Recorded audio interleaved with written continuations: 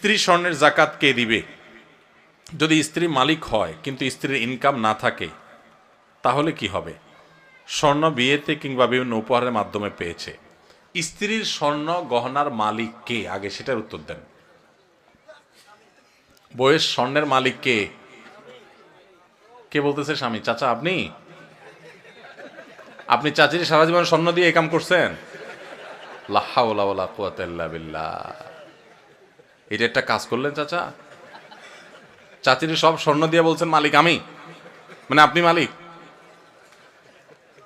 চাচি যদি এটা শুনে, ভাত তো আর জুটবে না কপালে বাবা। আচ্ছা আপনারা বলেন, বউয়ের স্বর্ণের মালিক কে? বউ নিজে। বুঝে উত্তর দিছেন? যারা বিয়ে করছেন, যাদের বউ আছে, এবার একটু মিলান, দাবির সাথে বাস্তবতায় মিলান। আপনারাই দাবি করছেন যে বউর স্বর্ণের মালিক সে, ঠিক আছে। এবার আমার উত্তর দেন, বউ যদি কালকে স্বর্ণ দোকানে যায়া তার স্বর্ণগুলা বিক্রি করে বলে আমি কটকটি খাবো, আপনি কিছু বলবেন না বলবেন না? বাস্তবতা বলেন, আমাদের সমাজের বাস্তবতা। স্বামী যদি, বউ যদি যায় তার সব স্বর্ণ বিক্রি করে টাকা পয়সা আয় না, কিছু তার বাপেরে কিছু তার মায়েরে মানুষকে দিয়ে দিল, তার মনে হচ্ছে একটু চাইনিজ কিনে এনে খাইলো, একটু শাড়ি চুড়ি কিনলো, টাকা উড়াইলো, আপনি কি কিছু বলবেন নাকি বলবেন না?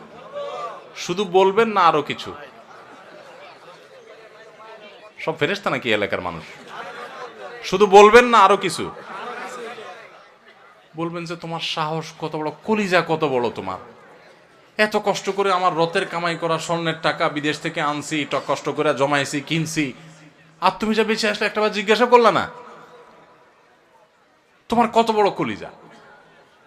সেদিন এসপার ওসপার কিছু একটা হবে কি হবে না? তাহলে একটু আগে বললেন বউয়ের স্বর্ণের মালিক বউ, এখন আবার যে মালিক তার জিনিস সে বিক্রি করলে আপনি বলার কে? কথা কি বুঝছেন না বুঝেন নাই?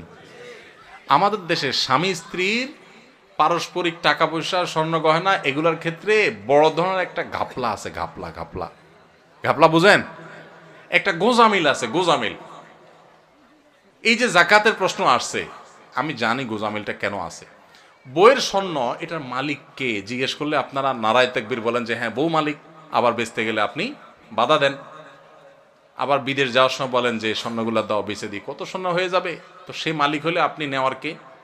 আপনি তো তার কাছে দরখাস্ত লিখবেন, বরাবর ম্যানেজার অত্র বাসা, বিষয় ঋণ মঞ্জুরির আবেদন, জনাব যথাবিহিত সম্মান প্রদর্শন পূর্বক নিবেদন এই যে আমি অধম গরিবের ছেলে, বিদেশ যাওয়ার নিয়ত করিয়াছি, আমার ভিসা টিকিট ইত্যাদির টাকা ব্যবস্থা করার ক্ষমতা নাই। মহান আল্লাহ আপনাকে যে স্বর্ণ গহনার মালিক বানিয়েছেন, অনুগ্রহ করে সেখান থেকে কিছু স্বর্ণ বিক্রি করে আমাকে ধার দেওয়ার বিনীত অনুরোধ জানাচ্ছি। আমি যথাসময়ে আপনার ঋণ পরিশোধ করিব। আমার ঋণ সুদমুক্ত ঋণ মঞ্জুর করিয়া আপনি বাধিত করবেন, বিনীত আপনার অধম স্বামী। আপনি তো এরকম দরখাস্ত লিখবেন, না লিখা তার স্বর্ণ নিয়ে বেঁচে চলে আসতেছেন। তাহলে বোঝা গেল মুখে বলতেছেন সে মালিক, বাস্তবে কিন্তু আপনার আচরণ দ্বারা প্রমাণ করতেছেন সে মালিক না, তাকে আপনি জাস্ট দিছেন, মনে চালে নিয়ে যাচ্ছেন। স্বামী স্ত্রীর অ্যাকাউন্ট একেবারে পরিষ্কার হতে হবে। অনেক মহিলা আছে ওই স্বামীর পকেটের টাকার ক্ষেত্রে একই কাম করে, মনে করে আরে আমরাই তো। এত সোজা না।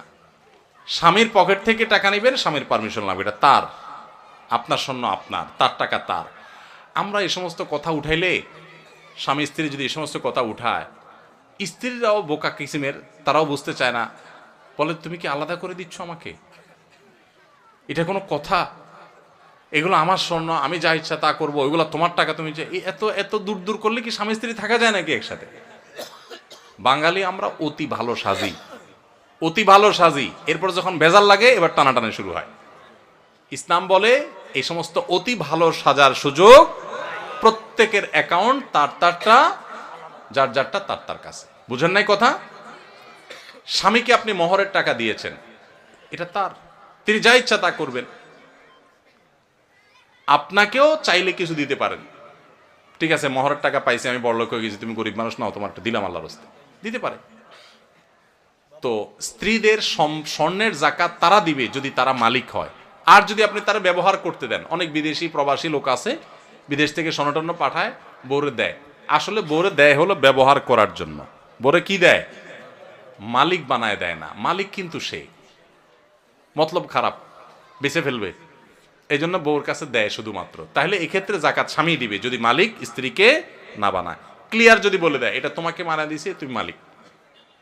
হ্যাঁ, অবশ্যই সে যদি এটাকে যত্রতত্র বিক্রি করে টাকা পয়সা নষ্ট করে, যেমনি সেমনে খরচ করে, স্বামী হিসাবে অবশ্যই তিনি তাকে পরামর্শ দিবেন।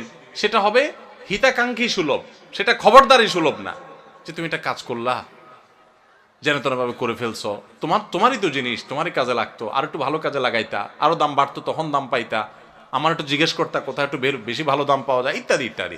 হিতাকাঙ্ক্ষী সুলভ আপনি সেখানে কথা বলতে পারেন, সেটা না করে আপনি করেন কি খবরদারি সুলভ। ঠিক না ঠিক? এগুলো করা যাবে না। তাহলে স্ত্রীর গহনা জাকাত স্ত্রী দিবে। এখন প্রশ্ন হলো, স্ত্রীর গহনা জাকাত যে দিবে, বেচারে টাকা পাবে কই? উত্তর হলো, মোহর দেন নাই নিশ্চয়ই। মোহর যদি দিতেন তাহলে মোহরের টাকা থেকে রেখা রেখা সে খরচ করতো, জাকাত দিতে পারতো। আবার মাসে মাসে বউরে একটু হাত খরচের টাকা তো দিবেন, সেটা থেকে সে দিতে পারে। আবার যদি সে তার ওই স্বর্ণ থেকে কিছু অংশ বিক্রি করে জাকাত দেয়, সেই সুযোগও আছে।